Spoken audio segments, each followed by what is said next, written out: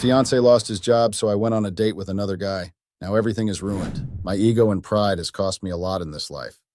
I had always been warned about it, but I didn't know it would cost me my fiancé and a chance to marry into a lifetime of enjoyment. This was all because I thought I was the better person, but I had been taught a lesson. A big lesson by my fiancé. Pride really goes before a fall, and my fall was epic lol. I always thought I was on top of the world. You know the start to every sentence. Being the only girl whom my parents spoiled to stupor, I was expecting everyone else would do the same. That was how I had grown up, with everyone at my beck and call. Don't blame me for that, guys. Anyway, that shaped how I grew up and saw the world. In my head, I was hot, and who wouldn't want to do as I said? Absolutely no one. And absolutely no one could tell me what to do either. That was what I had told my fiancé when he had warned me not to go on the date, but I hadn't listened. He wouldn't even have known if it wasn't for my tatter mouth and the people around me who ended up taking what was mine. I found him to be simp and wanted him to know that even though we had already been engaged, I could do what I wanted and flirt with whoever I wanted. I wanted him to see that not even marriage could stop me. Well, it turned out my fiancé was far from being a simp. I was a clown for thinking that, and I had faced the consequences of my ego trip big time. And I had learned my lesson because my fiancé took his revenge in the most cruel and unexpected ways. What he did will shock you as it did me, and although it doesn't get to me again, it was a stab in the back. I guess the whole event shouldn't have been a shock to me. I mean, I should have seen it coming from when we began having problems that had been solely the fault of my selfish attitude, but I hadn't seen it coming. Let's begin from the start of my downfall, shall we? My name is Maddie, and I'm 27 years old. My fiancé's name is Walter, and he's 28 years old, I think.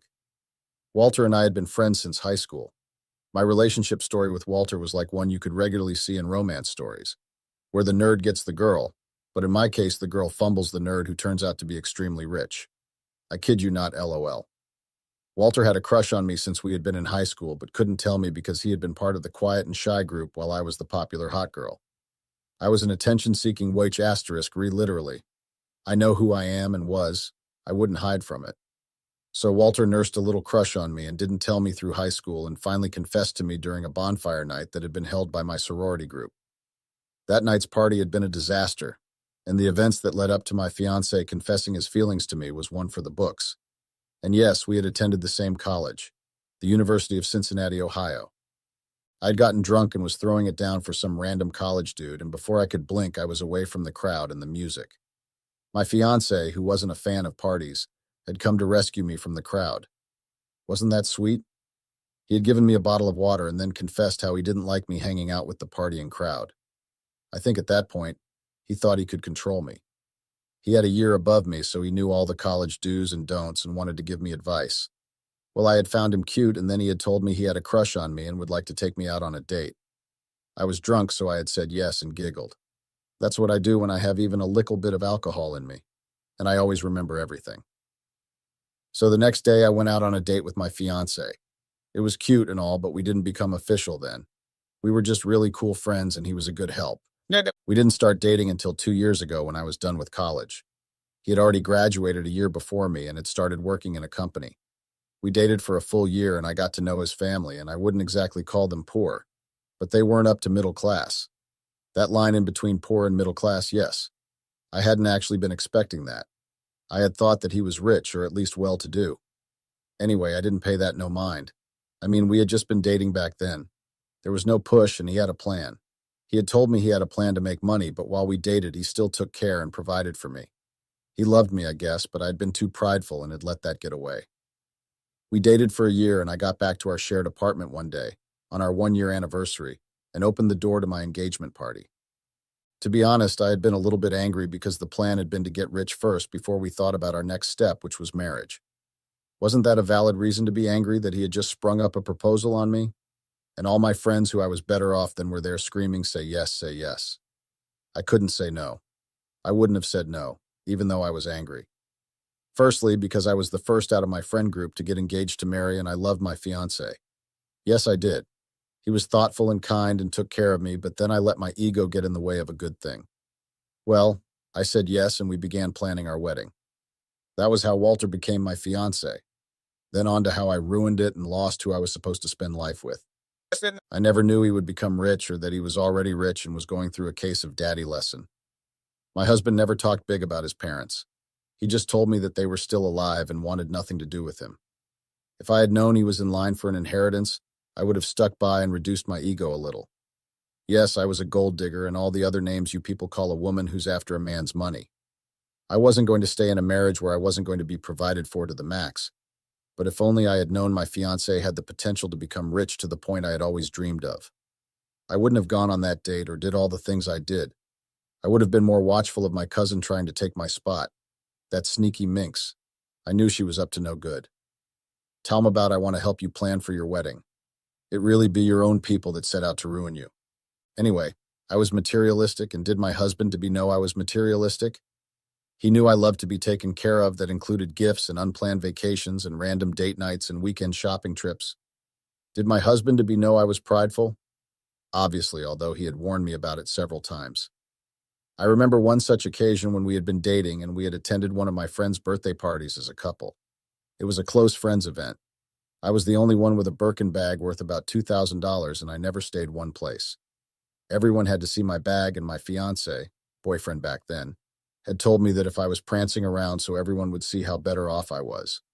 He wasn't wrong in the slightest, so I could say that he knew I was a proud person.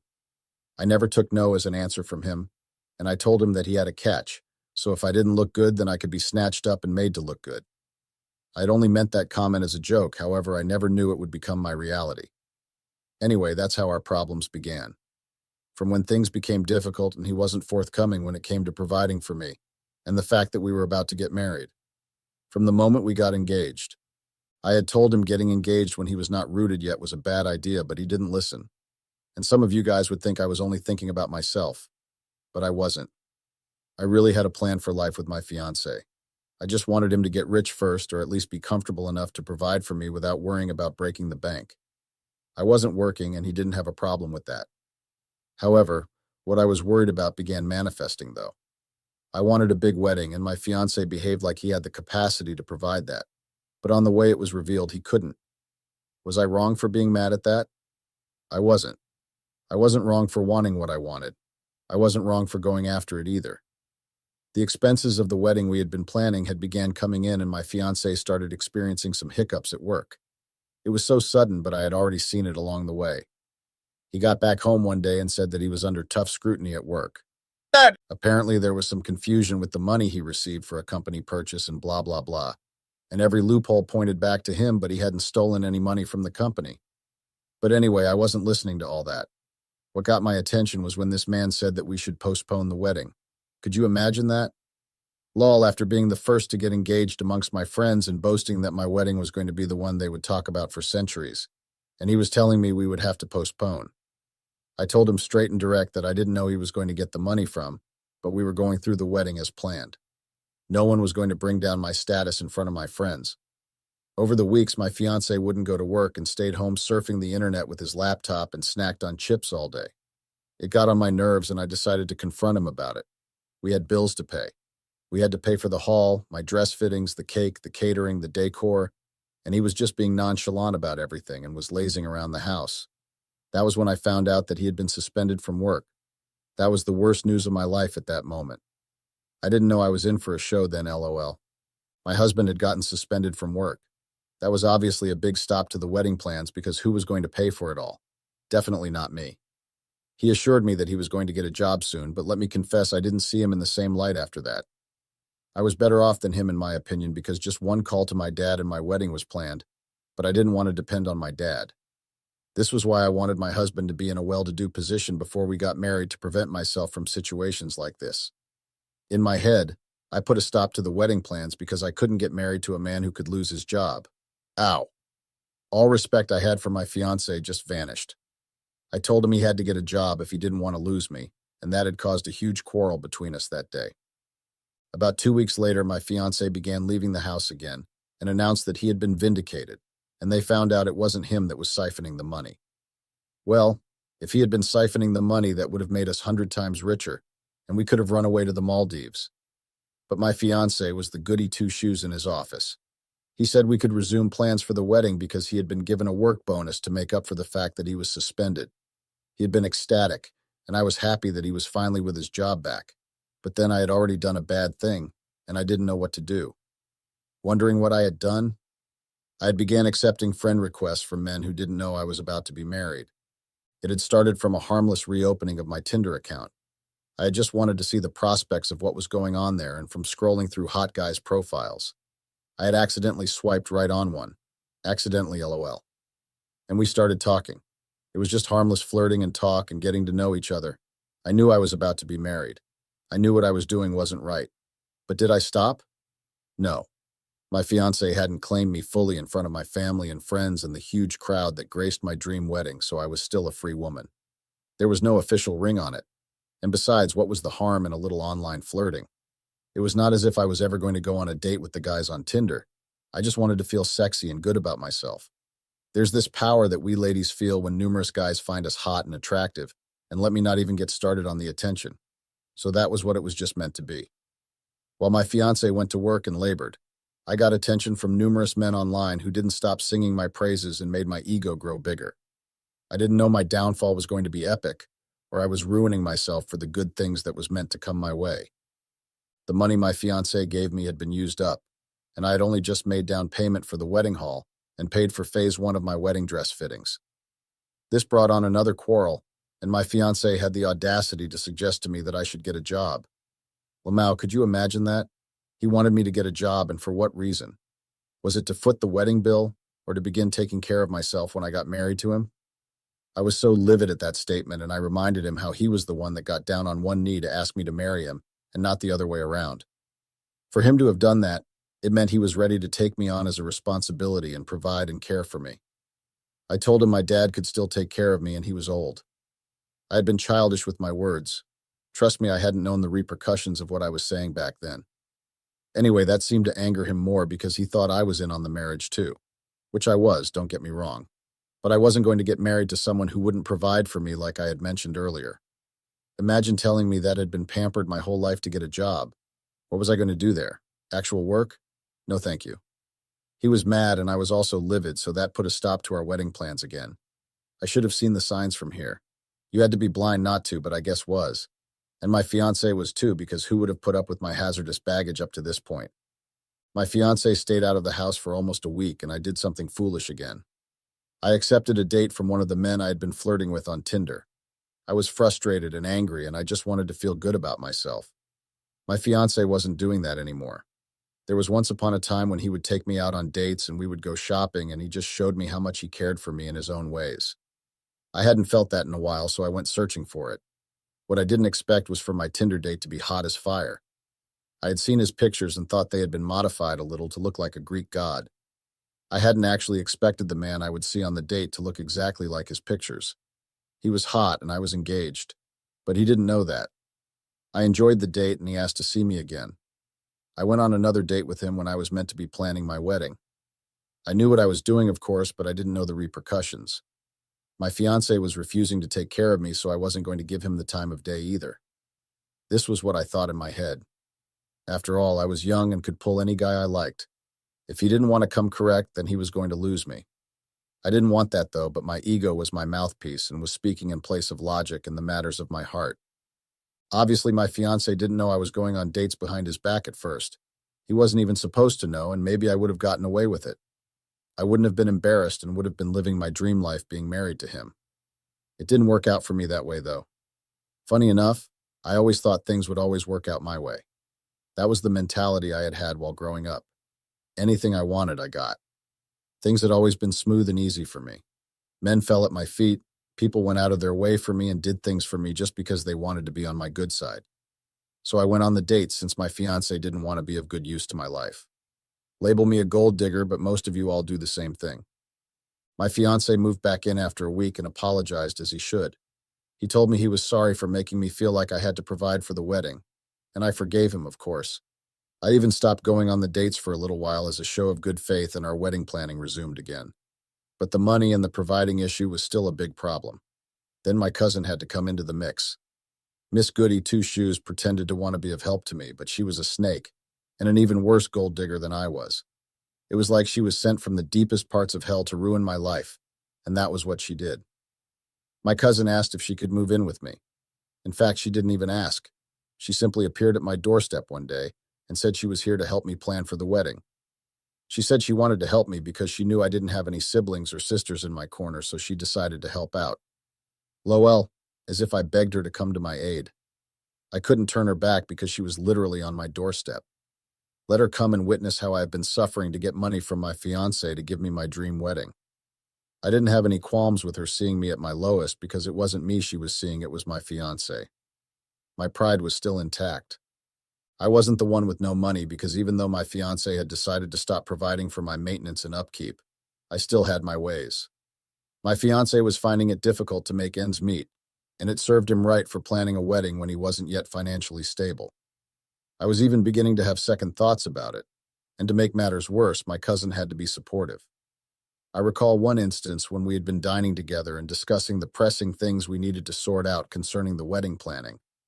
I had told my fiancé that we needed to complete the money for the wedding venue, as the down payment wasn't going to hold the place anymore. And instead of my cousin to support me, she supported my fiancé and told me we should get a smaller venue. Could you believe that? She wanted to tell me what to do for my own wedding? I should have seen it earlier. I should have seen the way her eyes never left my fiancé and how she was always coddling him. I should have known she had her eyes and wanted to have her claws on my man. If I had acted on it, I wouldn't have lost my fiancé to her. Yes, I lost my fiancé to my stealing two timing cousins. It was my fault, I agree, but he was mine. Wasn't she meant to steer away? No, she was coming for what was mine. I just chose to not believe that my fiancé could be snatched away from me. My cousin began supporting him in matters concerning my wedding, that I began questioning why I had let her into my home. It got to a point where I had to warn her to stop acting concerned about my wedding.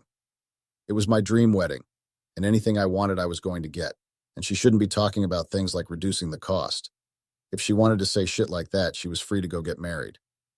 What I had told her that day drove a barrier between us, and she stopped commenting when my fiancé and I had been making plans. She only helped me on errands and followed me for my dress fittings. I had thought I had run her off with my words, but she still stayed and wanted to help plan my wedding, not knowing she was trying to cover my fiancé behind my back. I learned that the hard way. If there was one thing I hadn't known, it was that my future husband had a strong ego of his own.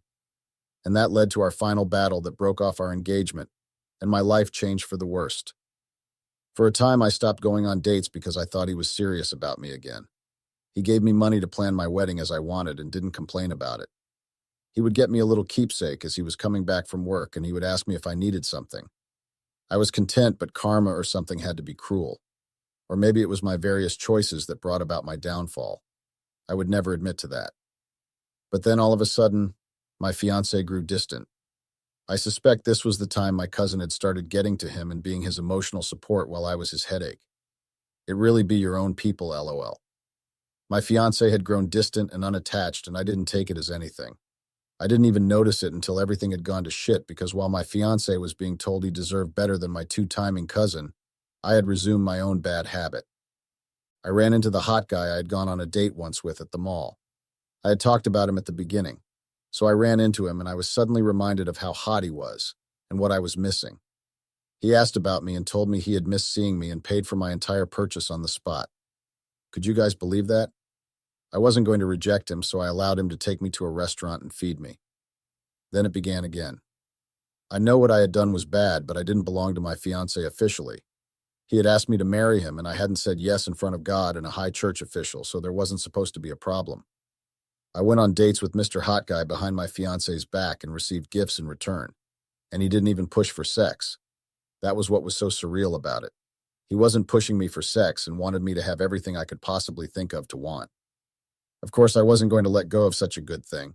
My fiancé be damned. Lowell, the consequences of that statement I had made to myself? It was vast.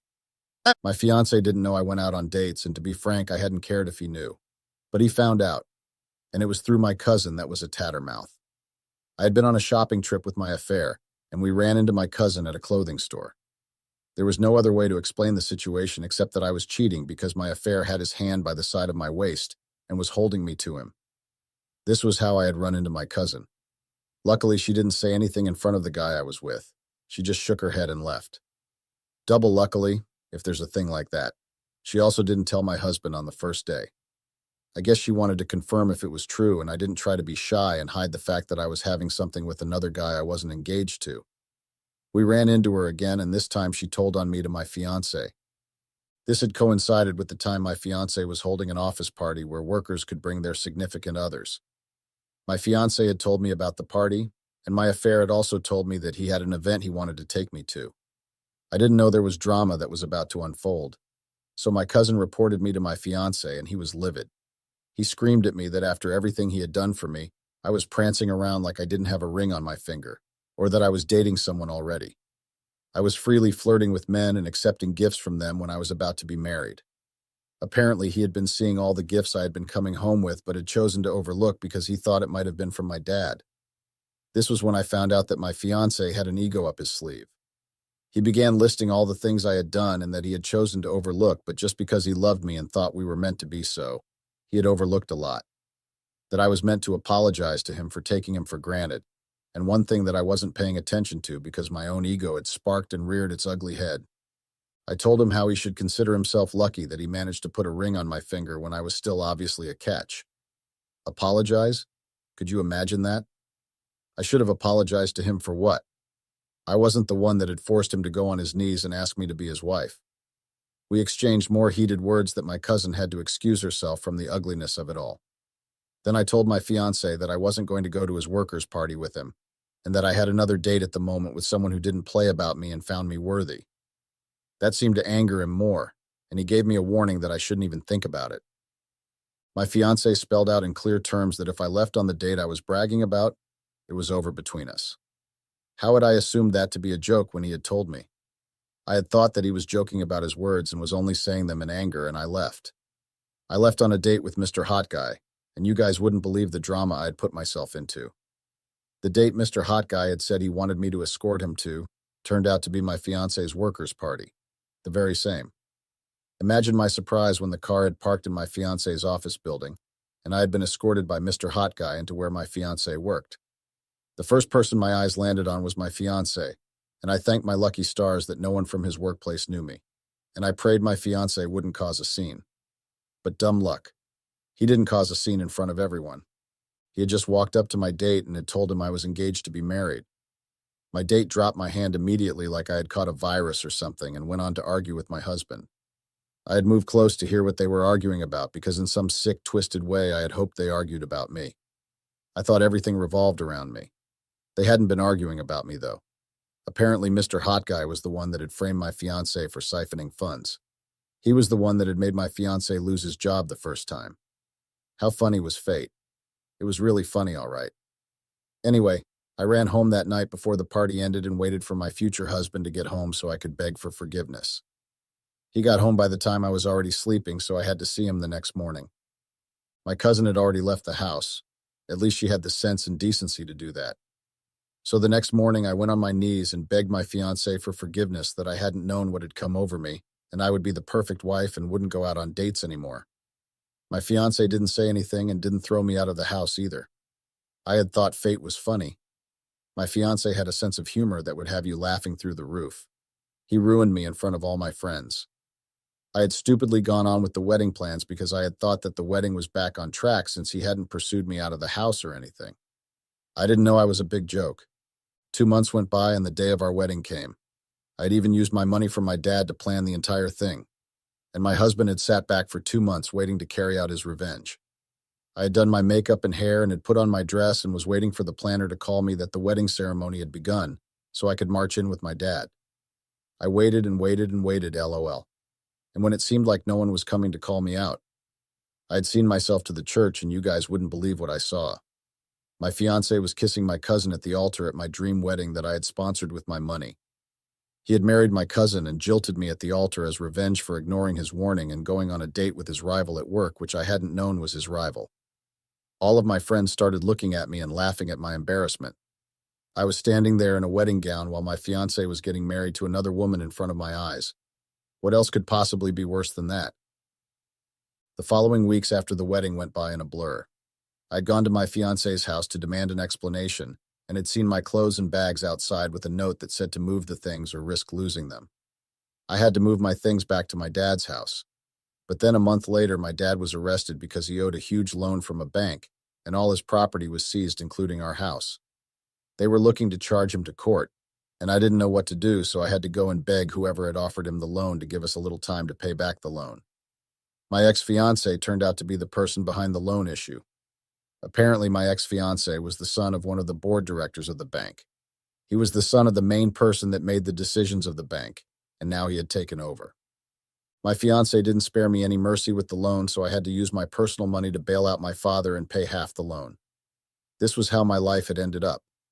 Paying off my father's debt because my ego was too big, and I had pushed away something that was meant to turn out good in my life. I was supposed to be enjoying the luxuries of my ex-fiancé's riches, but instead it was my cousin that had now taken my place, all because of my ego and foolish decision. I hope you guys that are proud like me would learn from my lesson and not tour the part I followed in my life. I'm still paying off the loan, and my ex-fiancé wasn't even pretending that we had a relationship in the past. I had tried begging my cousin to plead on my behalf, but she didn't help me. She probably thought I deserved it, which I did. Found out about my long-distance relationship with rich guy and decided to kick me out. Hi, Reddit. Longtime fan of this app. I am coming on here today to share my story about a very sad event that occurred recently. My boyfriend dumped and kicked me out because he found out about my long-distance relationship with another guy. Now, first of all, before you judge me, I have already judged myself and I know that I am guilty. I am not here to be judged or to seek solace or advice. I am here to share my story and use here as a medium to vent. Also, it would be a plus if someone or some cheater somewhere were to see my story and learn from it. Some backstory so you understand where I am coming from. My name is Haley and I met my boyfriend Skylar in high school. Skylar was a total package. Blonde hair, blue eyes, extremely smart, and captain of the football team. Everybody liked Skylar and everybody wanted to be seen with him. I, on the other hand, was the total opposite. I was a geek and not a smart geek either. I was one of the dumb ones. I wasn't very attractive, I was relentlessly bullied, and so I had bad self-esteem issues, made worse by the fact that I was severely failing in school. I even developed eating issues, and it only got worse for me. And then, amazingly, like out of those movie scenes where something quirky brings together the handsome male lead and the weird, geeky romantic interest, Skylar came along. Except my story was absolutely real. Skylar came along. Since my grades were failing, my mom called in a favor with Skylar's mom and got him to tutor me. It was amazing. At first, Sky was very professional about it. He would come after school, help me for an hour or so, and then leave. My mom paid him, of course. However, as time went on, he started hanging out with me more and genuinely wanted to be my friend. He wanted to be seen with me. He didn't feel embarrassed by me. Within a few days of hanging out with Skylar, my reputation skyrocketed. There was no more bully, name-calling, and pranks. Skylar genuinely cared for me and he made sure to protect me.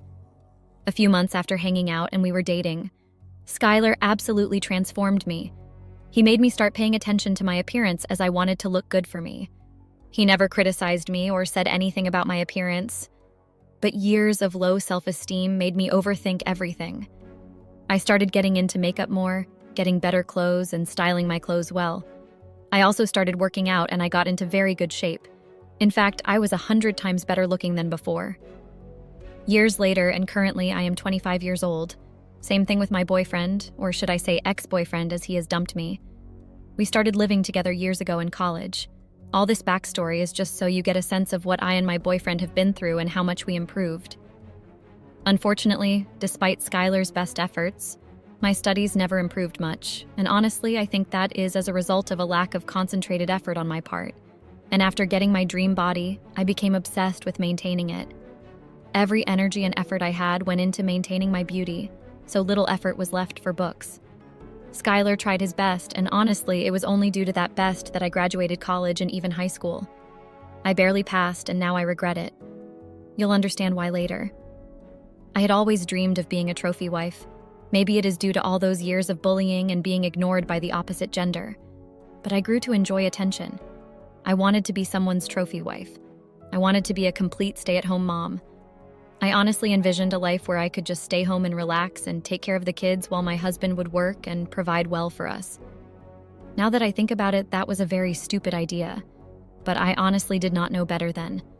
Skylar was trying his best. He was earning well, but not as well as I wanted. I was a little bothered by it, but Skylar was so well set up that I knew that in a few years he would be earning a lot more. Also, he did a bit of freelancing on the side, and he was well sought after and never ran out of clients. So all in all was well. Sky also took care of all the bills in the house and also took care of me and my expenses, like skincare, wardrobe changes, shoes, bags, and of course he paid fully whenever we went out with our friend group or alone. I was a very quiet and reclusive person back then in school, but that was as a result of my low self-esteem and appearance. After I took care of myself more, I started becoming way more social, and Sky encouraged it. Everyone in our friend group was jealous as we had a seemingly perfect relationship, especially the girls. They envied the fact that I didn't work, but was so well taken care of by my boyfriend. Of course, Sky and I had issues about this, but all I could get was a minimum wage job as I barely graduated and had never worked in my life, so he let it be. Since I was home all day while Sky worked except when I went out with friends, I started getting more into games, most especially IMVU. I loved IMVU. I reveled in the fact that I could be anybody on there. But anybody that has played IMVU knows that it costs money to actually enjoy the game. I started needing more money from Sky. I wanted to be absolutely fabulous, not only in the game, but also in real life. And that meant steady wardrobe changes, new and expensive stuff, and so on and forth. Sky was willing to a certain degree. Sky often thought my requests were unreasonable, especially when it came to spending money on IMVU for virtual badges and clothes. While he was okay with giving me some cash for gaming, he thought a lot of it was just silly. He was saving up for a house and didn't want to waste money on things he considered unnecessary. But I disagreed. I mean, he had already saved up way more than we needed for the down payment on the house. So why couldn't I have a bit of fun with the extra cash? It caused tension between us because while he was all about being smart with money, I just wanted to enjoy myself a little. That's where I really messed up. One day, while I was playing on IMVU like usual, I noticed someone had gifted me some clothes. I was thrilled because it was something I really wanted and had on my wish list.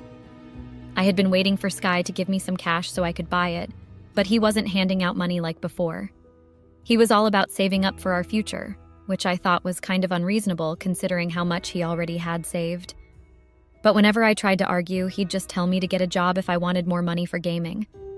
He had a point, and it shut me up every time. I knew deep down that I should get a job, but I didn't want to. So I slid into the DMs of the person who gifted me the clothes to thank them, and we ended up chatting. His name was Jason, and he was 30 years old. We hit it off pretty quickly and found we had a lot in common. It felt easy to connect with him, and he was more than willing to give me more clothes. As I got more involved with Jason outside of IMVU, I spent a lot of time chatting with him. He was kind of full of himself, but he kept sending me cool stuff and even some money. This made me forget about any concerns I had about his personality. Meanwhile, my boyfriend Skylar started noticing that I was acting different. Instead of paying attention to him, I was always on my phone talking to Jason. Skylar got worried when he saw all the packages arriving at our door and the extra spending on our bank account. He asked me where all the money was coming from, and I didn't know how to explain. I made up a story about freelancing to make it seem like I was contributing to our finances. Skylar didn't buy it though, and I could tell he didn't trust me. But I stuck to my story, using his own suggestion that I find a job against him to justify my lies. As my relationship with Jason grew, so did the distance between Skylar and me. I found comfort in Jason's attention and gifts, even though deep down, I knew I was hurting Skylar and our future together.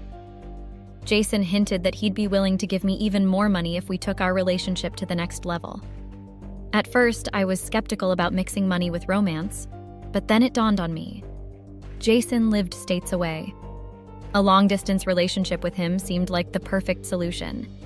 It meant I could enjoy the perks without having to deal with the complications of a traditional relationship and cheating on Skylar. So, despite my initial doubts, I agreed to take things further with Jason.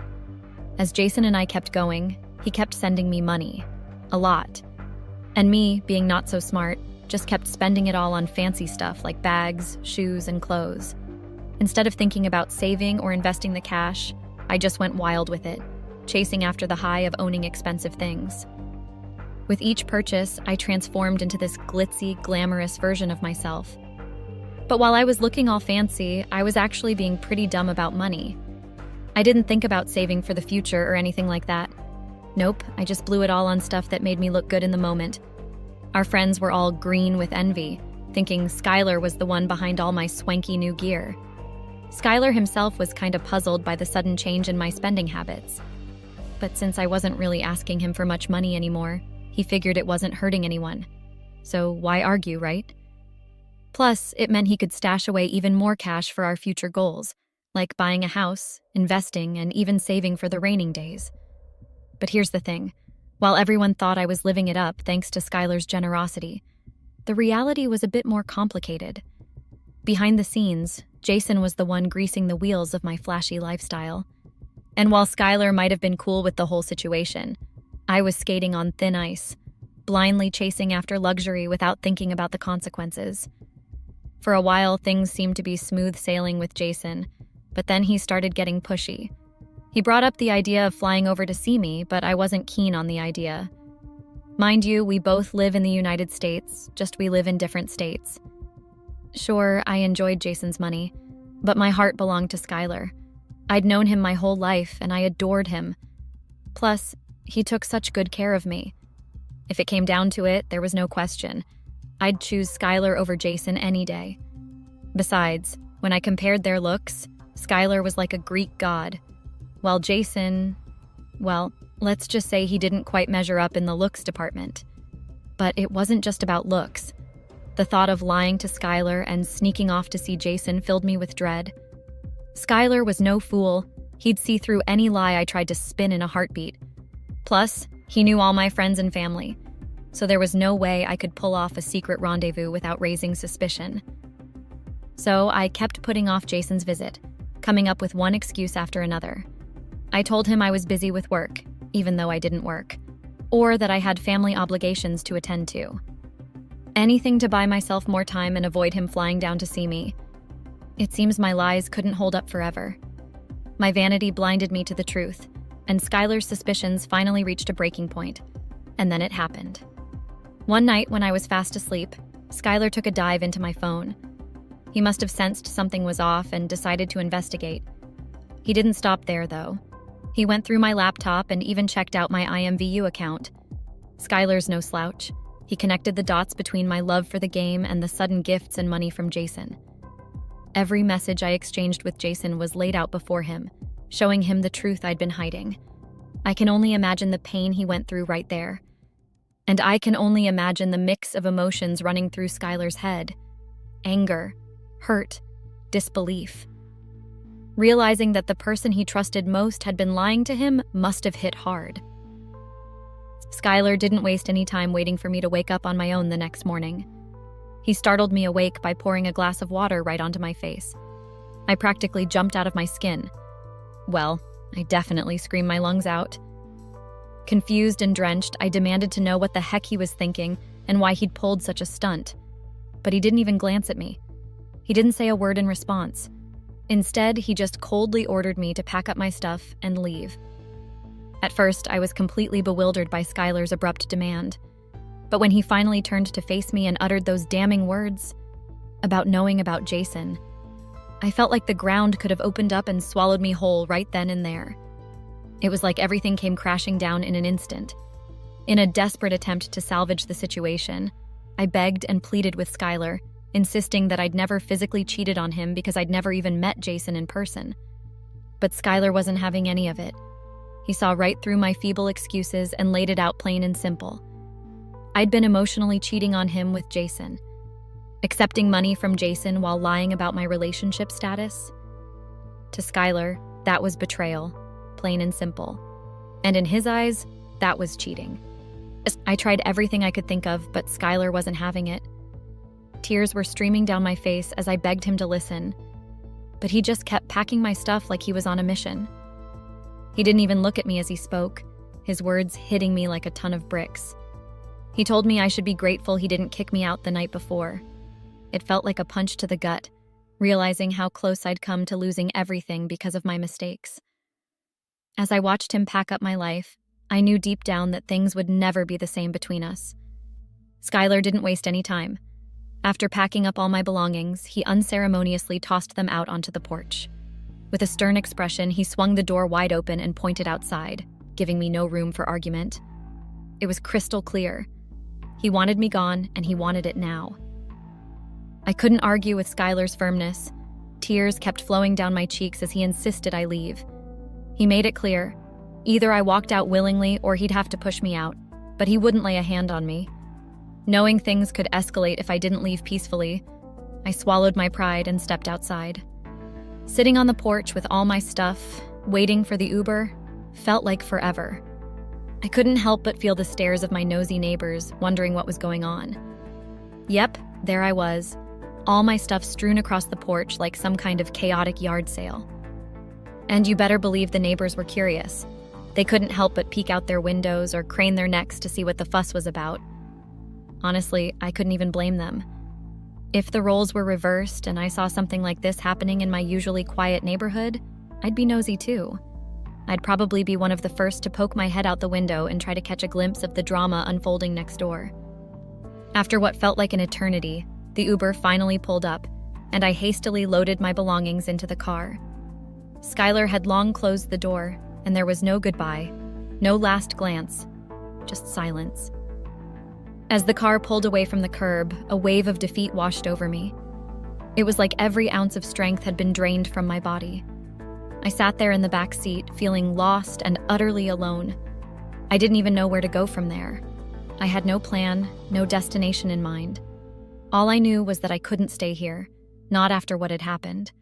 Skylar wouldn't allow it, so with a heavy heart, I realized my only option was to return to my parents' house, with my tail tucked firmly between my legs. Arriving at my parents' house, I felt even more defeated than before.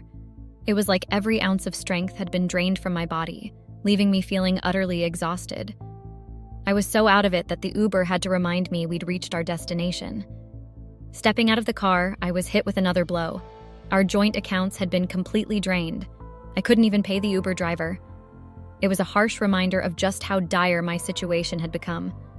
With no other options left, I had to swallow my pride and go inside the house to ask my parents for help. Skylar had control over our joint account, and every penny in there was rightfully his. We had separate individual accounts too, his for savings, mine for the money Jason sent me. But those were of no help now. I couldn't blame Skylar for draining the joint account. After all, it was his money. He'd always been the one to handle our bills and expenses, while I spent what I had from Jason's gifts. But now, with nothing left to my name and no way to even pay for a ride, I realized just how dependent I'd become on Skylar's generosity. It was a humbling experience, to say the least, and one that left me feeling more lost and alone than ever before. My arrival at my parents' house must have been a shock for everyone. I could see the surprise in my brothers' and parents' faces as they took in the sight of me with all my belongings. They probably had a million questions racing through their minds, but when they saw the exhaustion etched on my face, they decided to hold off on the interrogation. Instead, my mom wasted no time in whipping up something for me to eat. It was a simple gesture, but it meant the world to me in that moment. After filling my stomach, I didn't waste any time. I headed straight to bed, feeling like I could sleep for 1,000 years. Despite the chaos swirling around me, there was a sense of comfort in being back home, surrounded by my family's love and support. Honestly, as I drifted off to sleep, I knew that no matter what happened next, I wouldn't have to face it alone, and that made me so happy. When I woke up, I didn't even need to explain what had happened to my parents. They had assumed I had a fight with Skylar and decided to leave, but they were puzzled because they knew we never fought like that. However, while I was catching up on some much-needed sleep, Skylar had taken matters into his own hands and called my parents. He wasted no time in filling them in on the whole situation. When my parents tried to defend me, Skylar abruptly ended the call. But that wasn't all. Skylar went one step further and sent them screenshots of everything, laying out the whole messy truth for them to see. Waking up to that reality was a harsh reminder of just how much damage had been done. There was no hiding from the truth now, and I couldn't help but feel a pang of shame at the thought of my parents seeing me in such a light. My parents were really disappointed in me. They absolutely loved Skylar. He'd been with me since high school, supporting me through thick and thin. Skylar even helped me deal with bullies back then, which meant a lot to me. So when my parents found out what happened, they didn't hold back. For the next hour, they laid into me, scolding me like there was no tomorrow. It hurt, knowing I'd let them down and messed things up with Skylar. Their disappointment was like a punch to the gut, and I felt lower than low. It was a tough wake-up call. It reminded me of the mess I'd made and the trust I'd broken. My parents tried to find a silver lining in the mess. They said I was lucky because I never took things to a physical level with Jason, and we never met face to face. They believed this gave us a chance to fix things. They came up with a plan: wait a few days for Skylar to cool off, then stage an intervention. We'd all plead with him to give me another chance. As part of the deal, I'd promised to delete my IMVU account and even all my social media. It stung, especially since I had a decent following online. But honestly, I'd have done anything to win Skylar back. While waiting for the right moment to talk to Skylar, my parents urged me to take it easy and rest up. They also pushed me to keep messaging Skylar, begging for forgiveness. When I finally checked my messages, I saw that Skylar had dropped a bomb in our group chat by posting the screenshots. It was like he'd exposed me to everyone. There was shock all around, but deep down, I sensed that some of them were secretly relieved. They'd always been jealous of me and Skylar. Feeling overwhelmed by it all, I decided to bail from the group chat and block all those fake friends. They were never really there for me when it counted. And then I gingerly crawled back into bed, seeking solace from the mess that had become my life. For a few days, my routine was pretty simple: eat, sleep, and send desperate messages to Skylar. Even though he didn't reply, the fact that he hadn't blocked me kept a glimmer of hope alive. After a week passed, my parents decided it was time to make a move. We headed to Skylar's apartment, unsure if he'd even be there. The first time we went, he wasn't home, and we had to leave empty-handed. But this time, luck was on our side. When we arrived, Skylar was actually there. It was the first time we'd seen him since everything went down. Skylar looked exhausted, but he was still as good-looking as ever. Despite feeling guilty and sad, seeing him there made me fall for him all over again. I regretted my mistake more than ever. Even in his tired state, Skylar was nice to my parents. He welcomed them into his place with open arms. It was tough seeing him deal with the mess I'd made, and I wished I could take it all back. But it was also a wake-up call, reminding me of the importance of making things right. No matter how much my parents pleaded, Skylar wouldn't budge. He flat out refused to give me another chance, listing off all the ways I'd let him down. He didn't mince words, calling me out for not pulling my weight around the house despite not having a job. It was a harsh reality check, hearing all my shortcomings laid bare like that. Skylar made it crystal clear that forgiveness wasn't in the cards, and he advised me to accept it and move on before things got even worse. It stung like hell, but deep down I knew he was right. Leaving Skylar's place was tough. I was sad and heartbroken, but I tried to comfort myself with the thought that I still had Jason to fall back on. Sure, Jason wasn't exactly the Prince Charming type like Skylar was, and I didn't love him like I loved Skylar. But he was loaded, and I figured I could use him until I found someone better. I hadn't been responding to his messages during the whole ordeal with Skylar, but now I reached out. I didn't have to wait long for a reply, but it wasn't what I expected. Jason's response hit me like a ton of bricks. He basically told me to never message him again and called me a liar. Skylar had gotten to him, and now I was left with nothing and no one to turn to. So, what I'm trying to say is, cheating isn't worth it. Losing Skylar hurts even more because he had set us up so well, and our future looked promising. But now, because of my actions, I've lost him for good. It's a painful reminder that betraying someone's trust can cost you everything, even a future you once dreamed of.